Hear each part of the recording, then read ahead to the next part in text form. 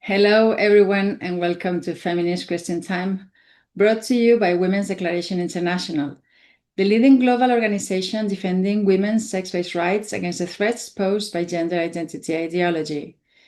Many of us have been active feminists in the 1970s or even the 60s.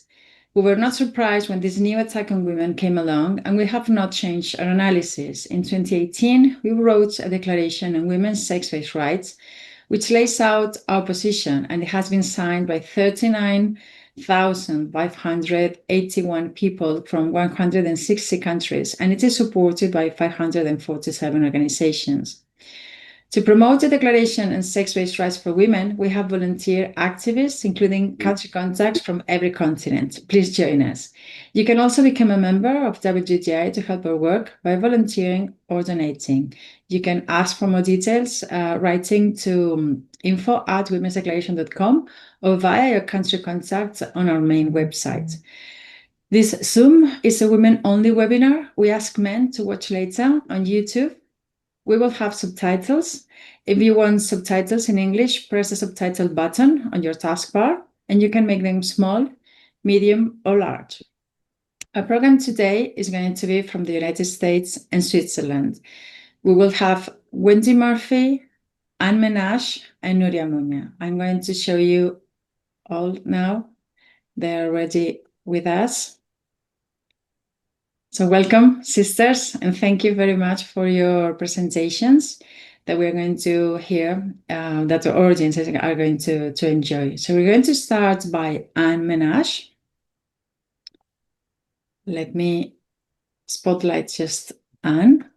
And Anne, she's a lifelong radical feminist, lesbian and socialist, founding member and co-coordinator of Feminist Struggle. And she's going to tell us about the hard times for women that are happening in the United States and everywhere, and how FIST is fighting back. So thank you very much, Anne, for your participation here, and over to you. Thank you. And thank you for inviting me back to this important gathering of feminists around the globe. It's really exciting. I try to check in most Saturday mornings myself. Before I begin my talk, I wanted to give a little bit of personal update on me. Since I was last on Feminist Question Time, my lawsuit against my former employer, Disability Rights California, for being fired for asserting that sex exists and women and lesbians have rights, that case was settled. I was extremely lucky to have been represented by an excellent attorney who actually understood the issues and fought hard for me. So I encourage other people to fight back as well. I now have my own private law practice again, doing civil rights law on behalf of homeless people and low-income tenants, many of whom are women. But as a public leader of Feminists in Struggle who refuses to go along with this catechism of trans women are women, I have continued to face the blacklisting. Some months ago, the latest episode of this, I was excluded from a national homeless rights network, lawyers network. For this reason, they Googled me or they knew about me, even though the issue never came up in the work I was doing. So unfortunately, the witch hunt is alive and well, and we have to fight back. Undoubtedly, we are living in very hard times for women and girls in the United States. But gender identity ideology is only part of our difficulties. As a radical feminist who is committed to a full agenda of women's liberation, I have observed attacks against women's rights coming from multiple quarters. The harsh reality is we have two organized enemies, not one.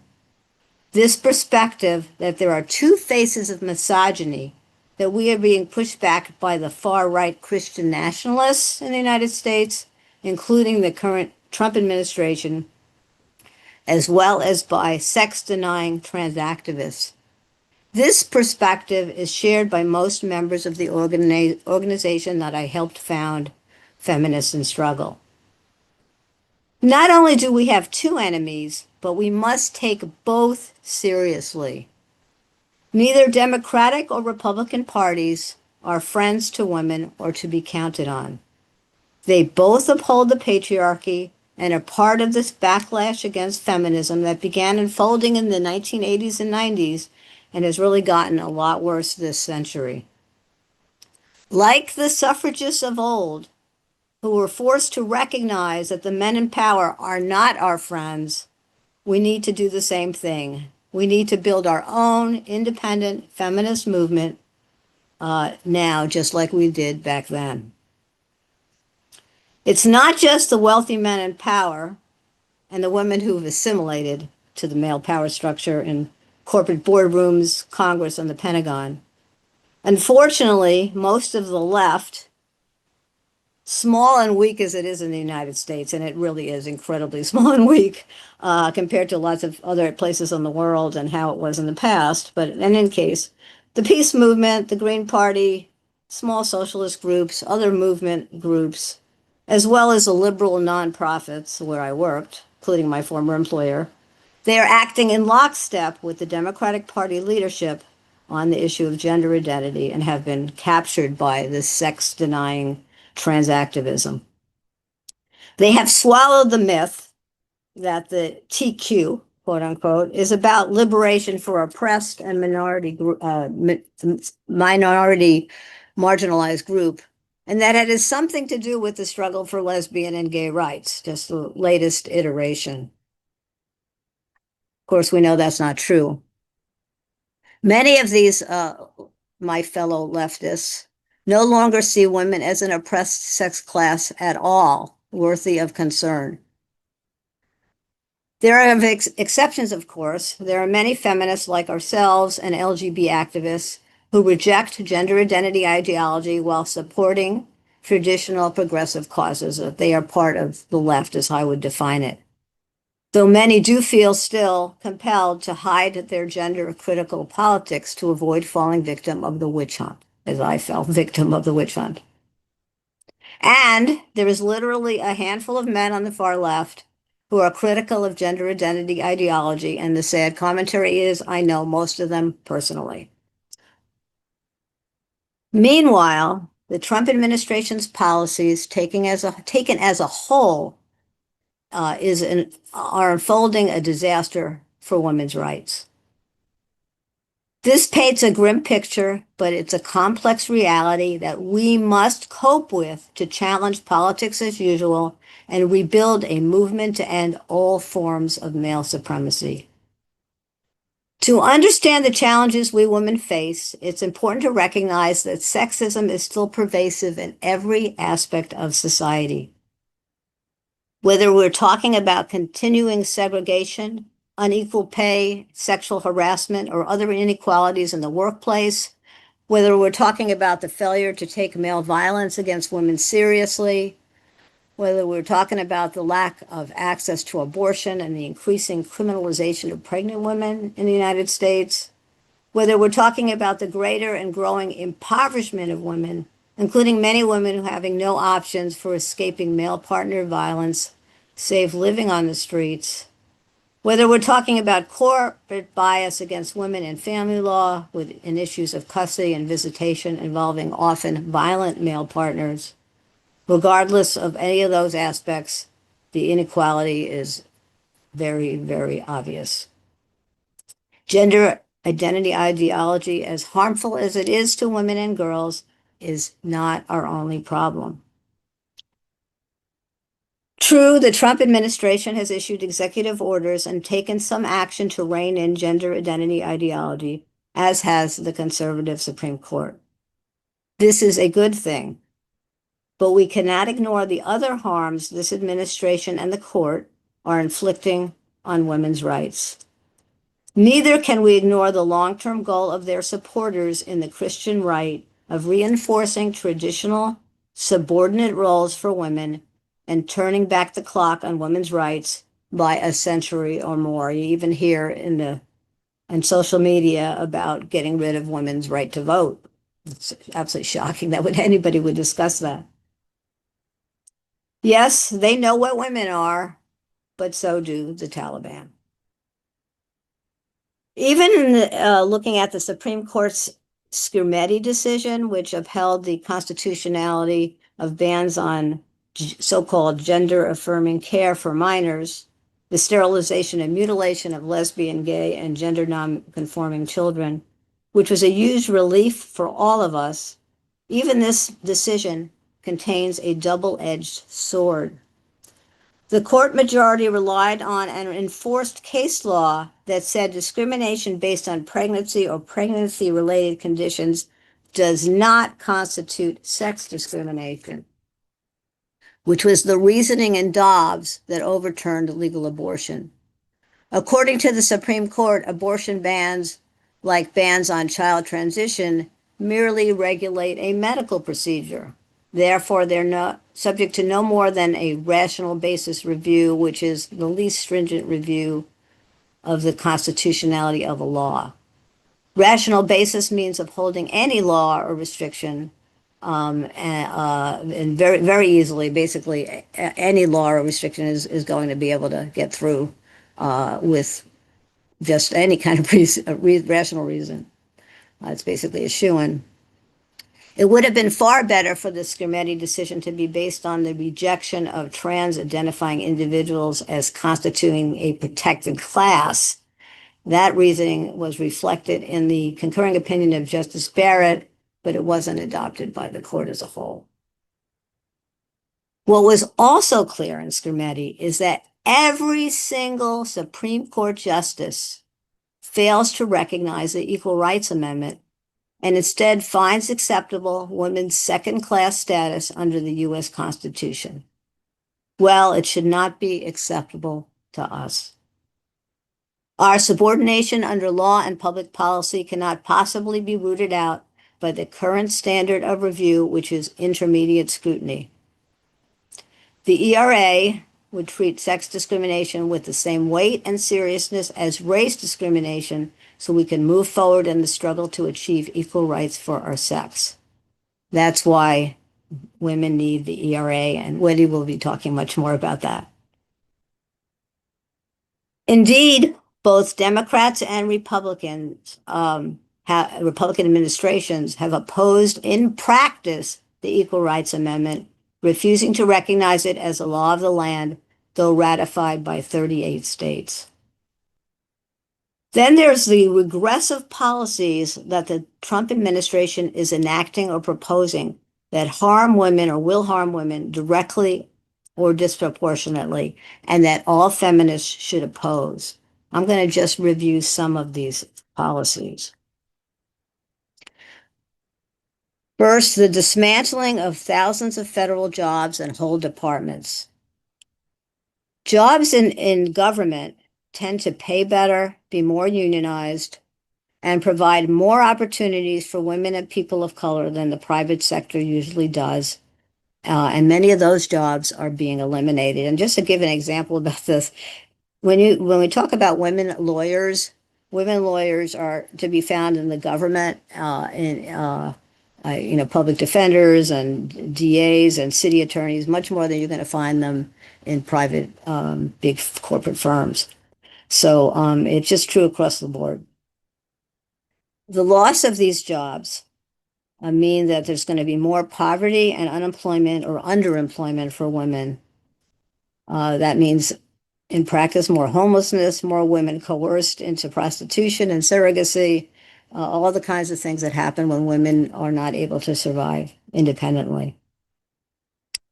Second, the elimination of DEI. Now, this is a complex situation, but I describe it as throwing out the baby with the bathwater. I was a victim of the watered-down, corporatized version of DEI that disappeared the protection of sex and sexual orientation in the name of trans rights and defined the recognition of biological sex and the use of the term biological sex as bigotry. However, real DEI, diversity, equity, and inclusion, is otherwise known as affirmative action. And this is an important tool for achieving equality of opportunity in the workplace that still provides the old boys club preferences to white males who are assumed, of course, to be the most qualified. The Trump administration, in its attack on DEI, has done a number of really dangerous things. It's eliminated set-asides in government contracts for women, other measures to advance us based on sex, despite histories of discrimination and exclusion.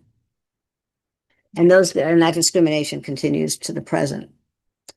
Just like trans activists seek to eliminate the discussion of the category of sex or woman words, so does the Trump administration. The word woman has now been tagged as making grant seekers ineligible for government grants. So if you say this is for women, a program for women, you're not going to get a grant. Sex blindness, or the rendering of women invisible as a sex class, means that measuring or remedying persistent inequities based on sex becomes impossible. Third, funds for battered women's shelters have been put on hold indefinitely, as the special shelters for women are classified as DEI. Then we are faced with the threatened elimination of the Department of Education and the Office of Civil Rights. And this puts in jeopardy measures critical for women's equality in the education system, including enforcement of Title IX, investigation of sexual harassment on campuses. There's actually 1,000 complaints that have never been investigated that are still pending, and providing opportunities for girls to be educated in male-dominated STEM subjects, etc. Pell Grants, 62% of which go to girls, are also being placed in jeopardy. Title IX is a reason why women and girls' sports are supported. The only thing worse than males and women's sports programs winning our titles and scholarships is the gutting or elimination of these programs entirely. And that's what's on the table here. The Trump administration also is threatening and has cut and is threatening to cut very important programs for women. That includes Medicaid programs, Obamacare subsidies, and food stamps. We have to understand that women are most of the poor, and these kinds of cuts will disproportionately harm us as a sex. It means women will become more economically dependent on men and find it harder to escape abusive male partners. Such cuts will also impose on women more unpaid obligations of caring for the elderly and disabled, who will no longer be covered by these programs. There's also the threats to the availability of the abortion pill, which provides most of the abortions in the United States after the Dobbs decision. And the promotion, of course, of the pro-natalist policies that we are hearing, that cut social supports like childcare and medical care will make it harder, not easier, to have children, and putting more of the burden again on women. We are faced with threats to lesbian, gay rights, and marriage equality that target lesbians. And finally, the attacks on free speech, and this is really important. We have ICE agents disappearing and deporting illegal residents for disagreeing with the Trump administration, people losing jobs and scholarships for their thought crimes or their nonviolent activism on the nation's campuses, and Trump's blaming the radical left for violence and terrorism, even though historically most political violence has come from the right, and sending the U.S. military into Democratic-run cities in violation of federal law. And all these actions should bring a chill down everyone's spine. Feminists historically have been targeted by the government through spying and disruption programs. There was a COINTEL program in the 60s and 70s that did target feminists and feminist organizations, and this could easily happen again. Our First Amendment freedoms are key to our ability to organize as feminists, and we are now actually being explicitly targeted again. There was a presidential statement that was issued countering domestic terrorism and organized political violence. And it says basically what they were going after, which they considered violent conduct, include, quote, anti-Americanism, anti-capitalism, anti-Christianity, support for the overthrow of the U.S. government, extremism on migration, race, and gender. And Trump says gender, he means sex. And hostility toward those who hold traditional American views on family, religion, and morality. So all those people are being labeled as terrorist threats. And they're calling for Trump is calling for a strategy, a preemptive strike against these potential terrorists to investigate and disrupt networks, entities, and organizations that are have these kinds of politics. So we are on the crosshairs, feminists in the United States, by the Trump administration.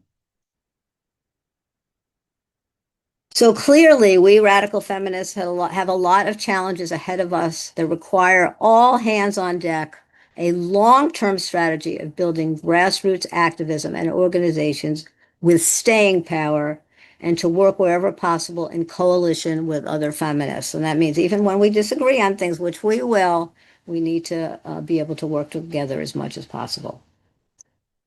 So what is FIST doing, Feminists in Struggle doing to fight back?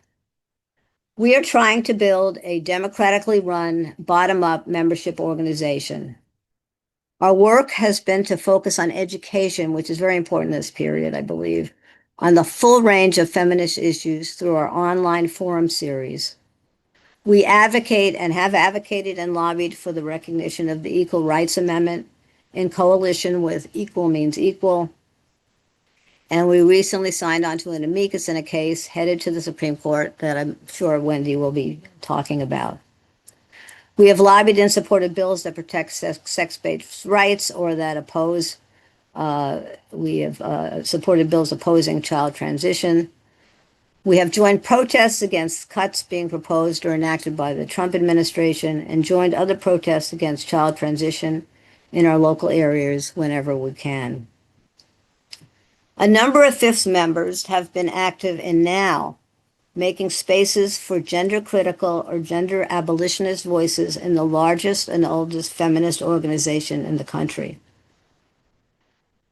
The past NOW leadership has felt so under the gun, in part due to this organizing, that last August they halted the national conference in the middle of it and refused to count the vote for the new leadership.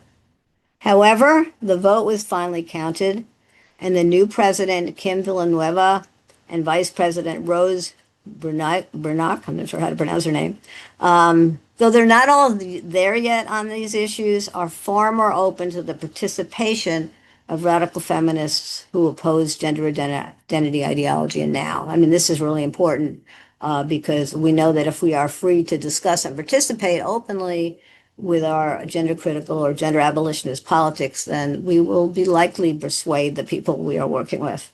So that's a big deal. We have our next forum that's coming up on Zoom. It's scheduled for Saturday, October 25th, and it's on the topic of the Trump administration and women's rights. So I just urge everyone to join us for this women-only panel discussion on this very timely topic, and you can check our website for tickets. FIST recruits radical feminists who wish to fight both our enemies as we seek to build activist chapters in our local areas and help revive the feminist movement. Please join us, sisters. Our website's www.feministstruggle.org. Thanks. Thank you very much, Anne. There's a lot of positive comments in the chat, along with some comments saying, oh my God, this is depressing. Because, putting all together really makes a grim picture. But as you were saying, free speech is fundamental, so we can denounce that this is happening and we can document that this is happening. So this is a very important video that we're going to very proudly show on our YouTube channel. So thank you for that. As you can see, I'm a little moved of the all the complications that in every country we are facing, but we're here. Fight goes on. So thank you very much for that. Let me collect my breath for 2 seconds, and then we'll go next to Wendy Murphy. And Wendy's here also from the United States. So American sisters are very brave. And let me check. So Wendy is an impact litigator specializing in women's and constitutional rights, and she's going to tell us about the recent legal changes in the USA, of which very kindly Anne did a sort of introduction. So over to you, Wendy, and thank you very much for both Anne and Wendy for all the activism you're doing in such difficult times in the US. Over to you. Thank you. Thanks so much. Yes, Anne, thank you, because you did a wonderful big picture view of so many different issues. But I would like to focus first and foremost on just the nature of sex as a class. And I try really hard to describe it as women as a class. I realize sex is a legal word that describes women, but I prefer to use the word women, and I'll explain why. It's just that sex opens up space for people who are not women. So I really like to just use the word women, and also then take control over its meaning, which is problematic for a host of reasons. But sex, I think, more objectively lends itself to other classes and categories, whereas women really do need to have their own space under the word woman, and I'll explain why.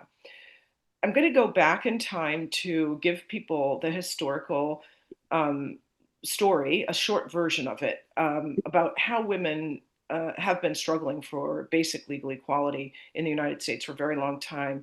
It is somewhat parallel to what's going on in other countries. I am not a comparative legal scholar by any means, so I can't answer questions about, well, how does the world work differently, under this regime or that regime, or this law or that law. I'm a little bit familiar with some of the European regimes in terms of how their legal structure is based and where the problems lie. But what I want to say at the outset is, obfuscating women's existence is not just a transgender problem. We have been obfuscated out of existence for a very long time. And one of the biggest problems in terms of how it happens to us is the intentional government, state-driven plan to separate women from the idea of class.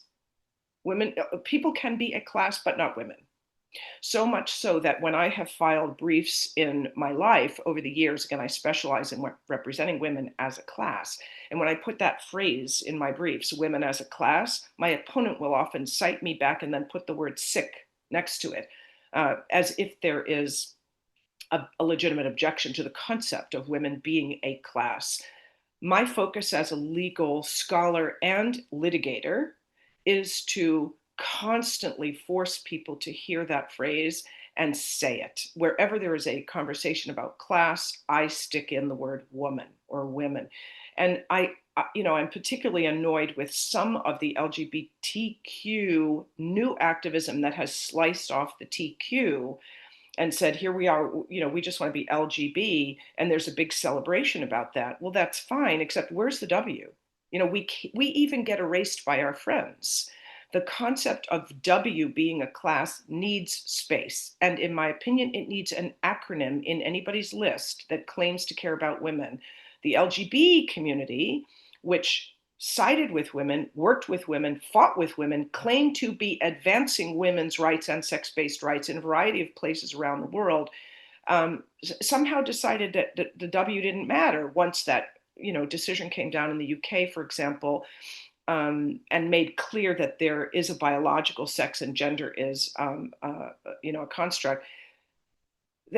The idea that we were once working together to maintain this concept of femaleness, and that somehow that's not worthy of a letter in the acronym, that bothers me. I want to put that out there because it's a newish issue. Now I'm going to go back to give you the history that I promised about the United States struggle for sex equality. And I'm going to probably use the word woman more than sex. It has nothing to do with I know this is a sex-based rights meeting, but again, I like the word women for a reason, and I'm going to tell you why right now. The history of America in terms of women's rights goes back to, when England came over and colonized us as part of England's empire.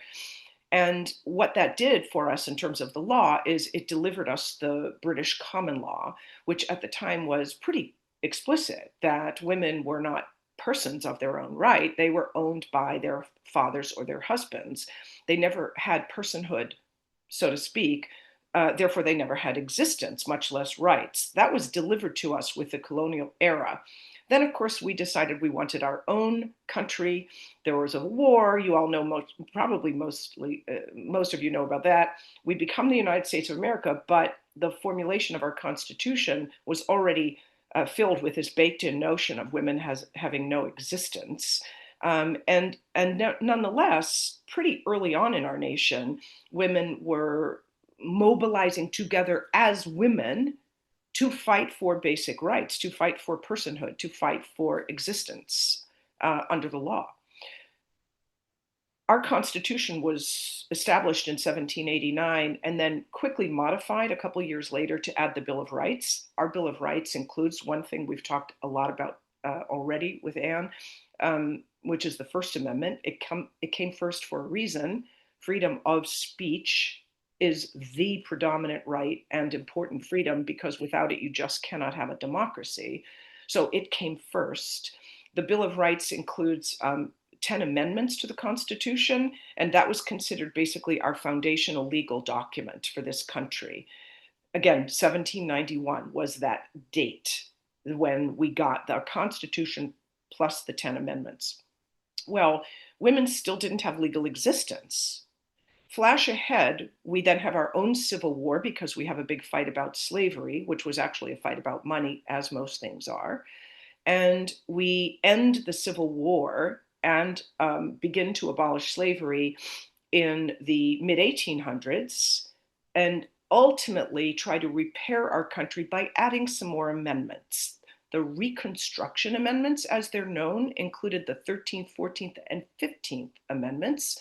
Those were meant to bring our country together and abolish slavery. The 13th Amendment abolished slavery for all people based on race.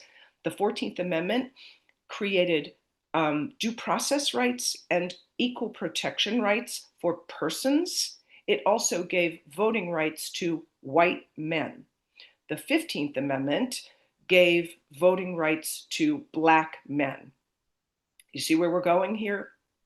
Women aren't in the picture, and for the first time ever, the word male appears in our Constitution, which by definition excludes one category and one category only: female. Women were somewhat happy that the 14th Amendment, this is 1868, the 14th Amendment included the language equal protection of the laws for persons, because women said, we're persons, right? Of course, we have equal protection rights, right? They didn't say equal protection rights for male persons. The amendment said equal protection rights for persons. So women immediately went to court and started enforcing their equal protection rights. That was a very quick flop for women.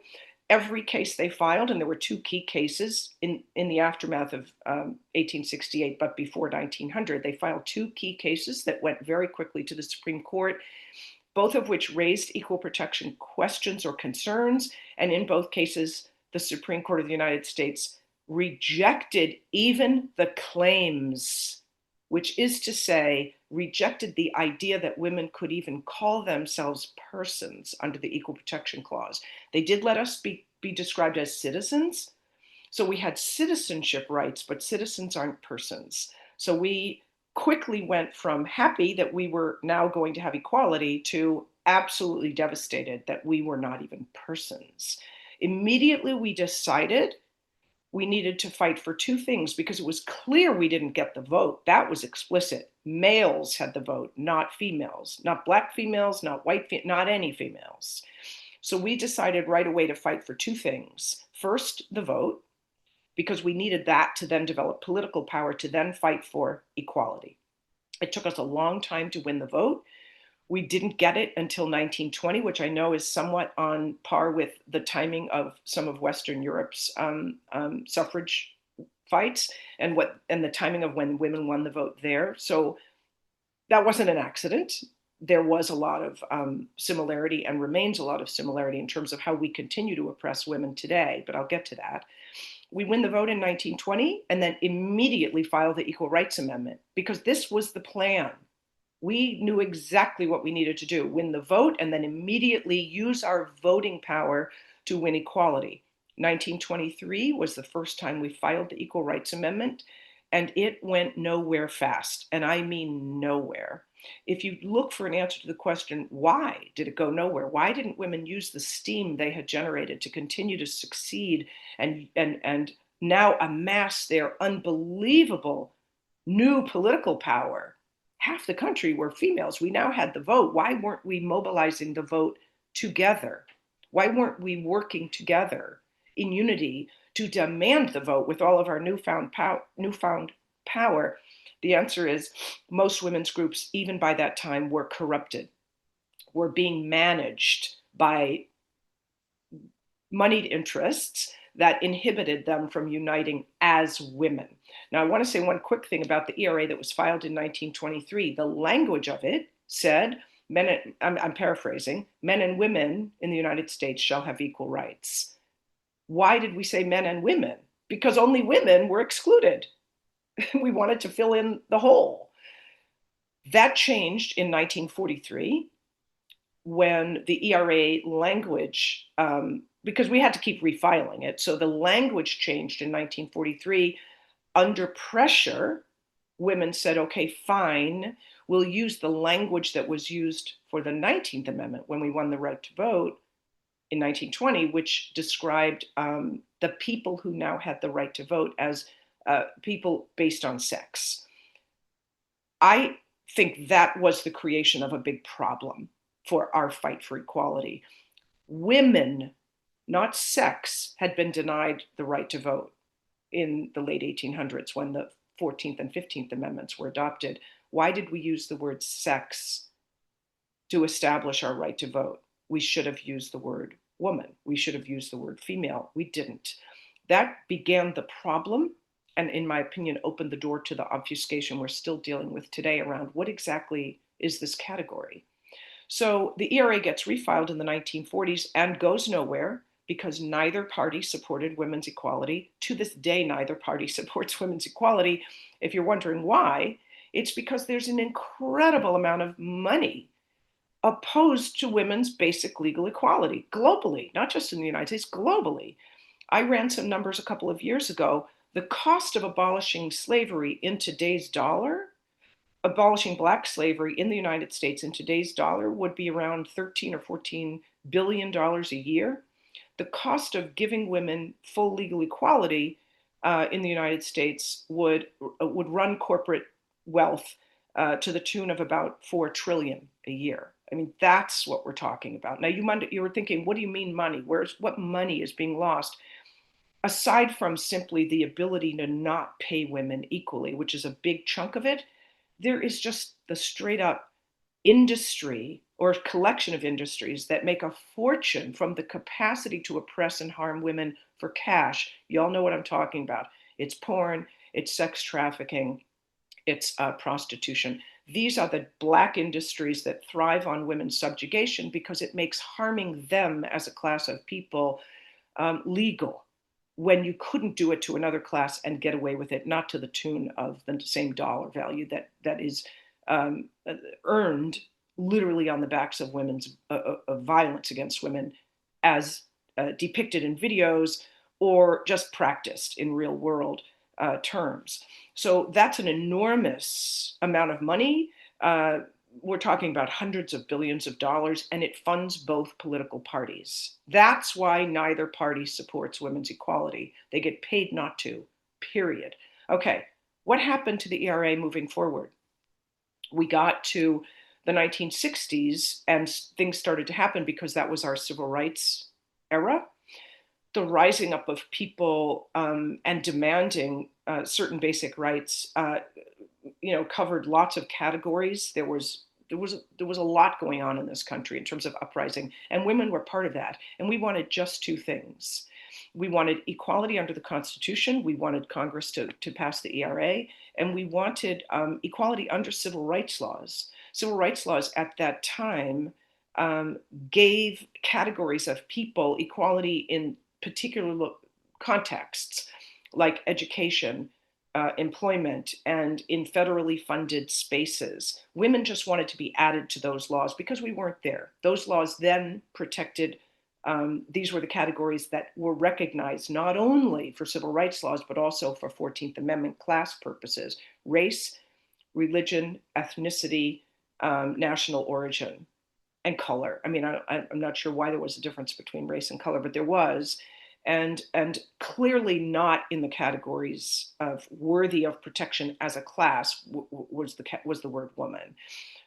We did at one point get protection only for employment purposes, but because we didn't have equal protection of the laws, including employment laws, our status under the Employment Civil Rights Statute, even in the 60s, was subject to unequal enforcement in the courts. So if you thought you had civil rights protections in employment and then you weren't paid equally or you weren't treated equally and you went to court to fight about it, the court would be free to enforce your civil rights laws that purport to give you equal treatment for employment purposes. The court could enforce those rights differently and worse because you were female. Why? Because the Constitution didn't give you equal enforcement rights. It didn't give you equal protection rights. So the courts were free to unequally protect you. That remains true today for women in all aspects of life. Without equality, all laws can be unequally enforced. All laws, including, remember what we started with, the First Amendment. Yes, it looks like it applies to us because we seem to think we have free speech, but for women, the enforcement of the First Amendment is subject to inequality when you go to court to say, my First Amendment rights have been violated. Courts have the power to enforce your free speech rights unequally. Courts also have the power to enforce all your rights unequally, including like rights against slavery. This is why sex trafficking disproportionately happens to women. It's a form of slavery, but since women don't have full equal protection against any laws, even laws against slavery, they can be enslaved at a higher rate than other people because it's less illegal to enslave women until the ERA is in the Constitution. This is why when someone says to me, what rights do men have that women don't have? I always say back, and I hope you will too, that's the wrong question. The question is not what rights do men have that women don't have, it's what rights and laws must, as a constitutional matter, be enforced equally when applied to women? The answer to that question is none, zero, nothing. No law must be applied equally to women. That's how important the Equal Rights Amendment is. It applies to everything. Okay. So flash ahead, we finally get to 1972 when the Equal Rights Amendment gets through Congress. By this time, it doesn't use the word equal rights. It doesn't use the phrase equal rights between men and women. It now says equality of rights based on sex shall not be denied or abridged, blah, blah, blah, blah. So now we're in a based on sex, categorically speaking, based on sex description of what the equal rights problem is in the United States. And again, when you think about it now, it's already watered down to include men because men are a sex. But men didn't need equal rights. So what were we doing using the word sex? Really important to think about this because that was done maliciously. But it is what it is. It's what we have. It quickly went through Congress only after both parties agreed to tack on a 7-year deadline for ratification in the states. For those of you who don't know, we amend our Constitution under Article 5. In other words, this is the rule. Article 5 is the rule. that teaches us how to amend our Constitution. It says we only need two things. Congress has to vote for an amendment by 2/3, and then it has to be ratified by 3/4 of the states, which under what we have now is 50 states, so the number would be 38. And that's what we had back in 72. So 72, Congress passes the ERA, it goes to the states for ratification. It quickly makes its way through 20 some odd states, and then it grinds to a halt. And it just never gets to 38 states by the deadline. The 7-year deadline gets extended to 10 at one point. It still never gets to 38. We make it all the way to 35. The deadline expires. Women kind of give up. A small group of women didn't give up. They said, that deadline is a bunch of bullshit. We're not going to have a deadline. I mean, that's silly. Other amendments didn't have deadlines. Well, things got really heated in 1992. So the deadline expired in 82. And we were a little bit, unclear what should we do until 1992, because in 1992, the United States adopted the 27th Amendment, which pertains to the timing of congressional pay raises. And women became incensed. Why? Because the 27th Amendment was given 203 years to ratify. It passed Congress in 1789. It didn't pass 3/4 of the states until 1992. And women said, wait a minute, you can't not expect us to tolerate such disparity in the amount of time states have to validate. Oh, do I have 5? Oh, 5 minutes. Okay. So,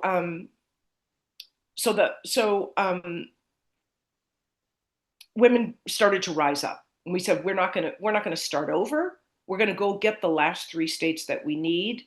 And then we're going to go to court and argue we ratified the ERA within the time limit, because you can't have a time limit, because you didn't give that amendment a time limit. So you can't do it to us. That's an arbitrary way to run a country. You're not going to get away with it. We got the 3 states to ratify. That happened in 2020.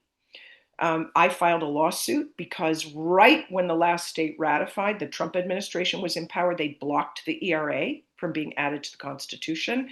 I filed a lawsuit. Another lawsuit was filed after mine. Both of them were still cooking, if you will, when Biden took over in a year later. And then the Biden administration had said during the campaign, we love women, we support the ERA, vote for us. So a lot of women voted for Biden and Kamala Harris, and then they blocked the ERA too, and made the same legal arguments in briefs in my case and the other case that the Trump administration had made. This was a really important moment for women in our fight for equality in terms of the history, where we've been, where we're going, where we need to move forward now. We really learned deeply that there is no hope that either party will ever support women as a class, much less women's equality as a class. And in my opinion, the only remedy is for women to unite as women, to center their suffering as women, to hold tight to the concept of womanhood, and to reject any efforts to water down who we are as a people, because the only thing we need is political power from our femaleness. Yes, we are also other things. We might be gay, we might be Black, we might be disabled.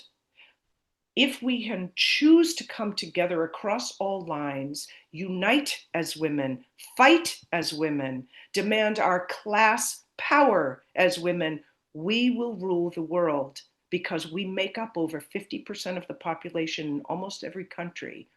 We need to unite to use that power to not only establish our equality, but to then fight for all the other things we want and need. Equality first, everything else will come second. Thank you very much, Wendy. That was fantastic. There are lots of supportive comments on the chat. Even someone has said that you have many TED Talks that you have been talking about this issue. So it would be very interesting to have a look at that. Oh, sorry. Let me add myself. So can I just say, I do have a TED Talk, course. but I also have a law review article. I'll send that in the chat. Please do, because there are other lawyers in the chat, and also we're saying that this was sadly too condensed to really understand all the legal comments and all the legal motivation that you were saying, because we understand this is a matter of legal technique. And not being a lawyer, many of us, and being from other countries where the legal status is different, we have to understand the historical and the legal context from where you're talking. So this was very, very interesting. Thank you very much. Now we're going with our third speaker. So Nuria will explain that. But after we finish, we will have a small wrap up. So we will be all together for last words. So as I said, thank you very much. Please stay with us. And now we're moving from the United States to Switzerland. We're going to hear from Nuria and Chandra. They are Swiss radical feminists. One, she's a concerned mother, and both are activists for many years. They met on Twitter 5 years ago, and now they are now co-founders of the only true feminist organization in Switzerland, whose name is Femina Helvetica, and they are going to tell us about that in a minute. So thank you very much, Nuria. Chandra is not on site, and Nuria is going to explain why. So over to you. Thank you very much. Thank you, Amparo. My name is Nuria, and my Swiss colleague is Chandra. Due to our personal circumstances, I'm in a position to show my face, but my friend is not. She will be the one walking you through the situation in Switzerland. And now, Amparo, if you want to start with the slides. Thank you. There. In Switzerland, too, the discourse in favor of the concept of a gender identity has gained popularity and has replaced the reality of sex in certain areas. Consequently, we have witnessed men entering spaces and groups that were previously reserved for women. The next slide, please, Amparo. Even though the Swiss criminal code ensures that men and women are separated in correctional facilities, a man was placed in a women's prison in Zurich in 2022.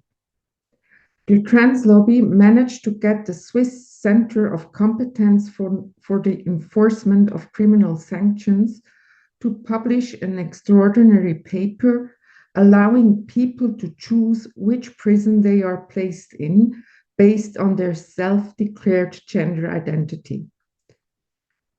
While Swiss German news outlets reported that women opposed the men's presence in their prison, Swiss French news outlets claimed that there was no problem at all. Next slide.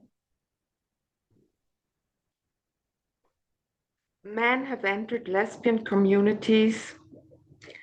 LGBTIQ+ organizations refuse to debate this violation. In line with the concept of gender identity, men have even been invited to speak at the lesbian conference in Lausanne and on a lesbian podcast in Swiss television. The National Umbrella Organization for Lesbians, LOS, Lesbian Organization Switzerland, has allowed these men to march alongside them at lesbian protests. Next slide. Regarding women's shelters, although we have not heard of any men being accommodated in women's shelters, an organization in Bern that works to protect women against domestic violence now offers services such as a helpline to intersex people and those who claim a transgender identity. We contacted them and learned that they are currently discussing the possibility of housing people who claim to be transgender in women's shelters. Next, please. In sports, a Swiss man took part in the Women's Judo World Championship for veterans in Marrakesh in 2019 and won. Another man took part in a women's cycling race in Zurich in 2023 and won too. Some sports clubs, such as the Swiss Hockey Association, have opened their doors to men who wish to train with the women's team. Some male journalists in the Swiss news have praised men competing in women's sports. Next slide, please. The concept of gender identity has also spread to schools, where students who identify as transgender are now being affirmed. This means they can change their names and pronouns and use the bathrooms, locker rooms, and dormitories of the opposite sex without necessarily informing or seeking the consent of their parents. One by one, Swiss cantons have drafted guidelines aimed at training school staff in the trans-affirmative process. Zurich started in 2020, followed by Vaud in 2021, Valais in 2022, and Basel in 2024. Geneva has had guidelines in place since 2020, but has been reviewing them due to pushback from parents. Nevertheless, we know of parents who have lost custody of their child because they refuse to affirm their child's trans identity. These cases have never been reported in the news, so no one knows about them. Schools welcome LGBTIQ+ associations to give speeches and promote the concept of gender identity. Most parents are unaware of their presence in school. Following schools' promotion of gender identity, hospitals are providing hormones and surgeries to minors as well as adults. Next slide, please. Switzerland has 5 pediatric gender clinics, which is a lot for such a small country. Data shows an increase in the number of girls undergoing double mastectomies, including minors. Between 2018 and 2021, 10 girls under the age of 15 underwent an elective double mastectomy. In 2023, 32 girls under the age of 18 underwent the procedure, including at least one girl under 15. Since 2016, the number of women under 25 undergoing mastectomies has increased at an alarming rate. We don't have any data on people taking cross-sex hormones or those on puberty blockers. Therefore, we don't know how many there are, which is quite surprising in the age of data collection. The next slide, please. In public spaces, trans activists have had great success in degendering public facilities, particularly women's toilets and changing rooms, by removing sex-specific signage. The new trend of unisex toilets is gaining ground. This is already the case at the universities of Lausanne and Geneva. In Zurich, when a new school building is planned, unisex toilets are mandatory. Sex-segregated toilets are no longer respected anyway, since the notion of self-proclaimed gender identity now takes precedence over sex. Consequently, it has become commonplace to see men entering women's facilities in certain venues. The next, please. The trans lobby has encouraged a new language that specifically targets the word woman.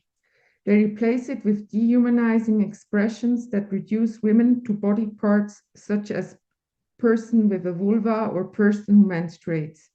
Swiss television has used these expressions too. The next slide, please. To show their commitment to the cause, Swiss companies can buy into a LGBTI label. They are promised an increase both on their attractiveness as an employer and their image as an organization. This association sells the label and training. In return, the companies are required to meet various demands, both linguistic and organizational. So the forced language reaches every aspect in the company's life. An example is it's not longer maternity leave and paternity leave, it's the parent giving birth and the parent not giving birth. The other organization, the Rainbow Cities Network, where different cities are in, is to engage and connect civil officials of local administrations, policymakers, and experts worldwide in order to facilitate and include LGBTI policies in every level of society. Next slide, please. We are particularly concerned about Swiss institutions changing their policies to be based on the concept of self-declared gender identity rather than sex. The Federal Statistical Office and the Swiss National Science Foundation are already operating this way. The next slide, please. The Swiss self-ID system is different from those in other countries, as gender identity is not recognized in law. Instead, people change their legal sex. Since 2022, citizens can change their legal sex in the Civil Status Registry with a simple declaration for 75 Swiss francs. It's about 70 pounds. No additional requirements are needed. The option to register one's gender identity as one's sex is a further step towards the erasure of sex as a biological fact. At the time this law passed, there was no media coverage.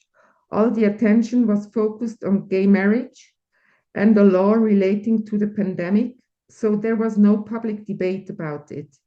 Even today, most people don't know it exists. And this is where we come in. The next slide, please. In March of this year, a coalition of women got together to create an association to campaign for women's sex-based rights. Femina Helvetica was launched on the 1st of October, and although our website is currently only available in German, versions in English and French will follow soon. It contains an in-depth analysis of recent social and political developments in Switzerland. We are ready to fight for women's rights to dignity, privacy, and equality and safety, and to ensure that these rights are respected in both law and public policy. All women are welcome to join us. We are a women-led organization, and all of our active members are women. However, we also welcome men as supportive members. Thank you for your attention. Thank you very much, Nuria and Chandra. Could you please turn your video on, because I shut it down for the purposes of the video. So please turn your camera on, and thank you very much for this review of what's going on in Switzerland. The video. It tells me you stopped it, and there's nothing I can do. Yeah, no, okay. And now Yes. Can you do that? Okay, sorry. Yes, Okay, thank it you. was for the purposes of video. So thank you very much for that information, and I think I read that Swiss women got the vote in 1975. So it was One. it was that 71. 71. So it was Except for a canton, which was 1990. Okay, so that was Jesus.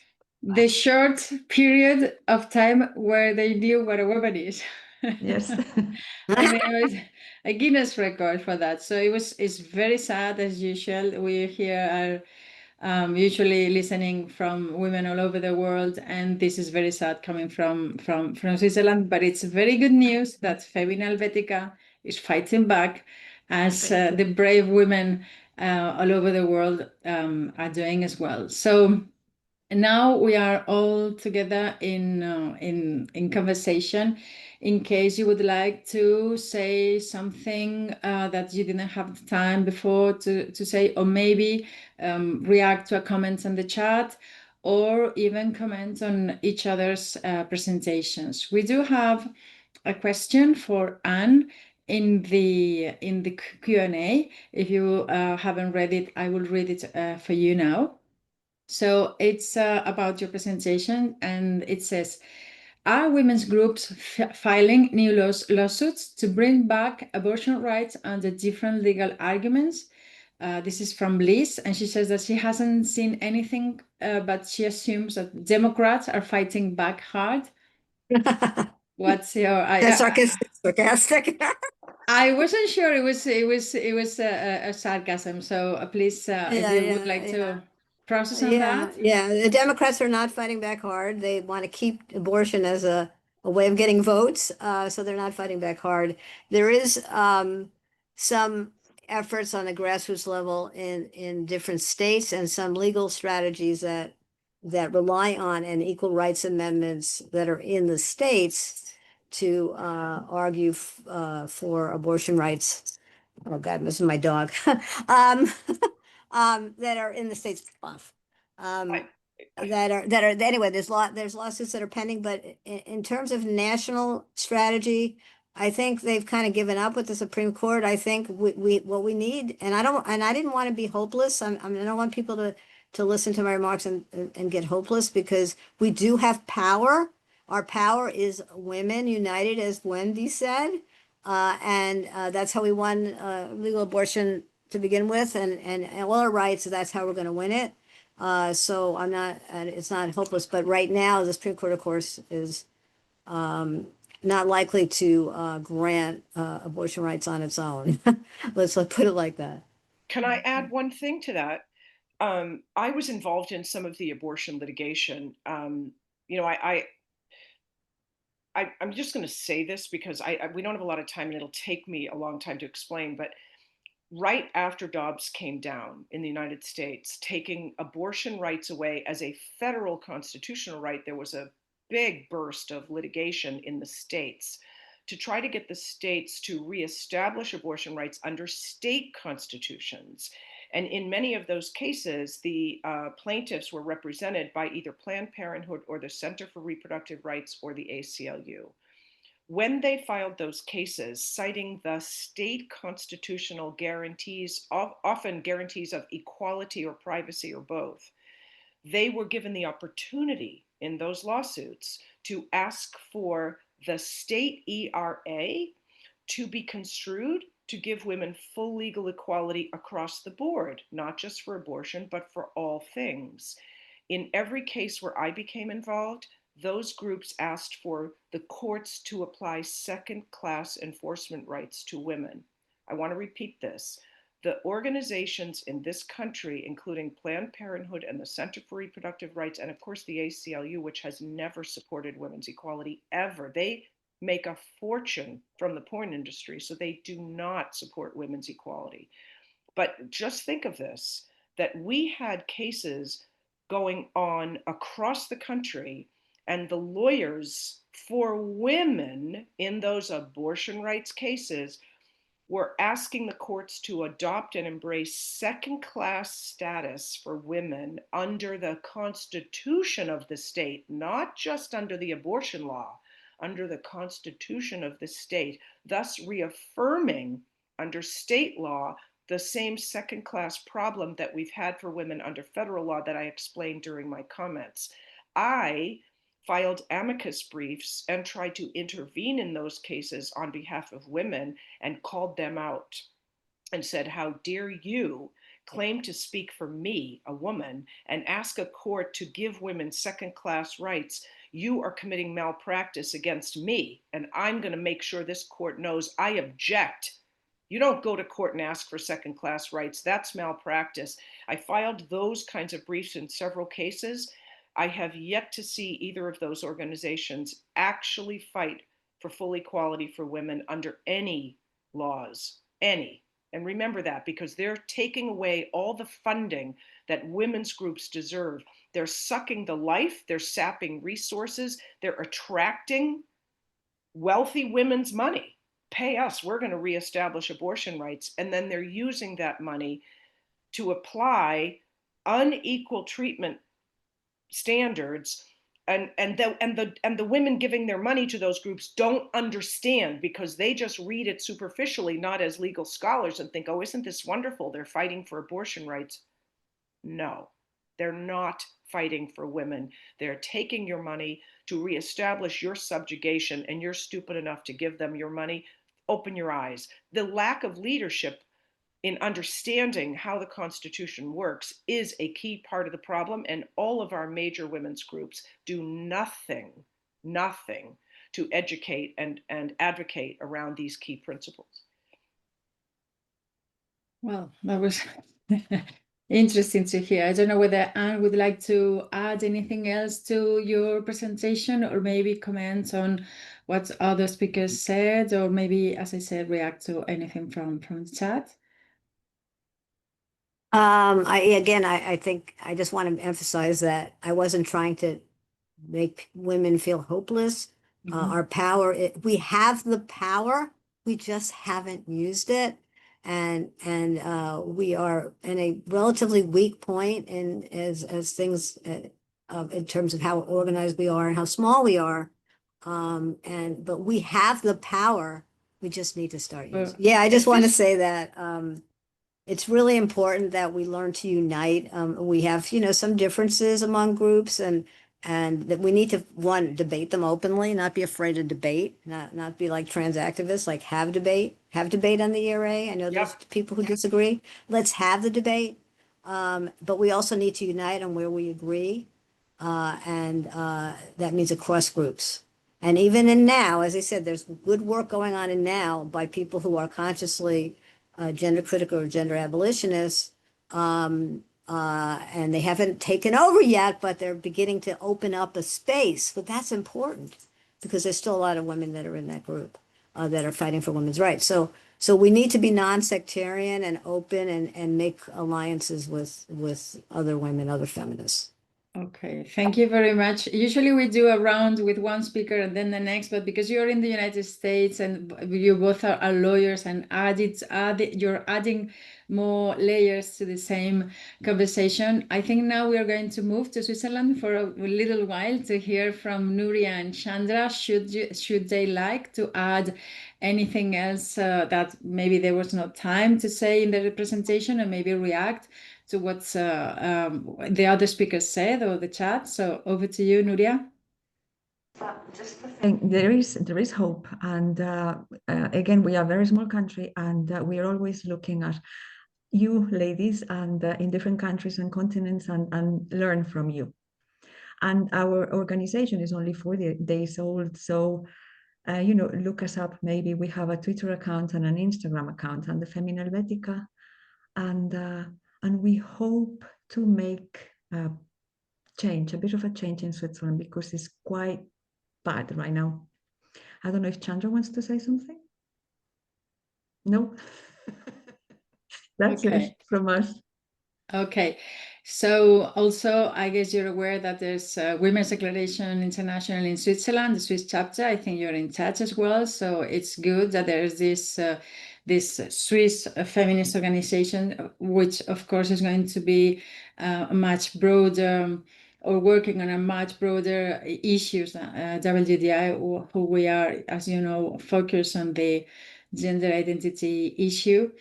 So women in the chat, also I wanted to say, I have been sharing in the chat the link to join the breakout rooms later. And women in the chat were saying that they would be very interested in today's speakers. If you have the chance, I'm going to email you the link to breakout rooms. Should you like to expand on what you've said in the chat? If you don't have the time, we understand. We will very gladly hear from you from some of the time to have updates. But if you have the time, women would be very interested in asking you questions. The breakout rooms are more a conversation. It's a meeting where you can see everyone else, and everyone has to have their cameras on, because no men are allowed. We have to know with whom we are talking. So I'm going to share the link again for anyone wanted to join the breakout rooms, and I'm going to email our speakers the link, so do not need to note it down right now. And is there anything you would like to comment, or maybe, as I said, reply to any of the questions? Now we have. Okay, we have a question, a second question. I think this is one for Leslie, because it is about what you were saying about criteria for women. Where you were referring not about female sex, but you were referring to women. So there's Leslie asking you, and if the criteria for women is based on sex, then how does relying on women make a difference to advancement? That's a question on your presentation, Leslie, if you have the time to answer that. Because you were mentioning that you were not talking about sex, you were talking about women. Are you talking to me? Yeah. Oh, yes. you said Leslie. Did Wendy? Oh, you said Sorry. Leslie. Leslie is the poster. She okay. wrote, I'm so sorry. Question. My mistake. Sorry. This is live event as it's as you can. That's okay. I didn't want to speak. Sorry. I think that the reason using women versus sex matters is because sex waters down womanness into males and females, because males are sex, and because it de-emphasizes the fact that the repair work, especially in the United States, the repair work we've been trying to accomplish is in a constitutional context where females were excluded. So in order to fix the broken part, you have to reinsert the group that was excluded. And if you reinsert the word sex rather than female, number one, you falsely imply that men were somehow excluded. They not only were, they were given dominance. And it also denies us the capacity to be super hyper focused on the nature of femaleness as a class. Again, I've been able to say, and I have said, and I've written many papers about this, where I say men will benefit too from sex-based rights, because there are times when men suffer as a result. But, we tried this 50, 60 years ago. We tried to make the argument that men benefit from feminism because it liberates them from their burdens and blah, blah, blah, blah. But it sidesteps the real point, which is to recognize the constitutional flaw in our very design, right? If we don't say women's rights, then people won't say, well, why are you using the word woman? If we use the word woman and someone says, why are you using the word woman? We go, because that's what was denied. That's the group that was denied. Why wouldn't we use it? We can throw back at them. Well, why was the word male used in the Constitution? Why did they put the word male in? Now, I just want to add one little bit, which is, to the extent I've looked at other countries and how they caused women to suffer inequality, it's similarly obscured in the body of case law and decisions that come from the courts, where even if you used artificial intelligence to try to understand how is it that women in the UK became unequal, you don't have a constitution. You don't have one the way we do, and you certainly don't have the establishment of rights set up the way ours is. So it's much harder to see, but the disparity is there. And it's in the way that the courts over time have decided that certain groups in society are entitled to better legal protections than other groups. And one of the groups that gets lesser protections is women, not men. They don't, there's no case law that speaks to men getting weaker rights. It's just about the status of women. So we're kind of silly, I think, to use the word sex, even because I feel like it's been forced on me. Categorically, the law uses the word sex a lot, and we're over here arguing about, should we use sex or gender? Sex or gender? I'm like, no. I'll tell you what the question is. It's not sex versus gender. It's sex versus woman. That's the framing power we need to assert. Don't let other people frame our issues. The one who frames the question is the one who wins the debate. Thank you very much. I think that makes a lot of sense in the US context. In other countries, the legislation is written differently, but it's very important to take issue with how the laws are written, because words certainly matter. I think we're arriving to the end. There's one last question. It didn't say to whom it was addressed, so anyone feel free to answer. It's from Olivia, and she says, do you count the power of conservative women in terms of women's rights? So I don't know exactly to whom was that, because that was quite late in the conversation. So Just say it again. do you count the power of conservative women in terms of women's rights? And that's the last question. Okay, I think people's politics can change, but fighting for women's rights is not conservative. It's about changing the society. So every woman is a potential feminist, and every woman should be reached out to on that basis. But being conservative means you support the way society is. That's what it means. And so, no, being a feminist means you want to change society. Okay, fair enough. Unless you want to say anything else, I think we are at the end of our webinar for today. You know that we meet every week. As I said, I have been sharing the link to the breakout rooms. You can join by hitting on that link. It's not open yet. It will be open in 2 minutes when this webinar is over. So please be sure to have your video on for the breakout rooms. As I said, only women are allowed, and we have to make sure that it's only women. And to help support these webinars that we do on a weekly basis, please donate to WGDI. There are some expenses that we have to cover for Zoom and editing and some other technical aspects. There's a link on our website for donating for donating money to Women's Declaration International at womensdeclaration.com. And thank you very much to everyone who already does so. Also, if you would like to get more involved with WGDI, please become a member. Together, we can fight for women's sexual rights internationally.